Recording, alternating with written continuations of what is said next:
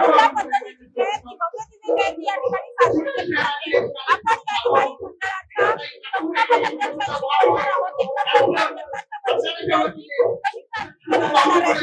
काय सांगाल यंदाच्या वर्षी आपण काय विशेष केलेलं आहे? या वर्षी आपण मूलगंधा पटी विहार हे उत्तर प्रदेश या ठिकाणचं बुद्ध विहार प्रतिकृती साकारण्यात आलेली आहे. सगळ्यात मुख्य आकर्षण ठरतोय तो हा सगळ्यात मोठा पुतळा. या पुतळ्याविषयी थोडंसं सांगा. गेले 2 महिने आम्ही या पुतळ्याच्या बनवण्याच्या प्रोसेस मध्ये होतो आणि 2 महिन्यानंतर हा पुतळा तयार झालेला आहे. ही एक बाबासाहेबांचा सर्वात मोठा पुतळा आपल्या भागात यावा ही आमची एक प्रामाणिक भूमिका होती. त्या अनुसार आम्ही हा पुतळा इथे बसवलेला आहे. त्याचबरोबर सगळ्यात महत्वाचा मुद्दा असा की या चौकामध्ये जयंती पाहण्यासाठी खूप लाखो लोक येत असतात, कारण साऊंड या ठिकाणी लावले जातात. डीजे मुक्त जयंती व्हावी असं अनेकांचं म्हणणं आहे. तुमचं काय मत आहे या सगळ्यावर? नाही, एक दिवस काय हरकत आहे डीजे वाजायला? एक दिवस हरकत नाही. 365 दिवसापैकी एक दिवस डीजे वाजला तर काय हरकत नाही. वाजला पाहिजे.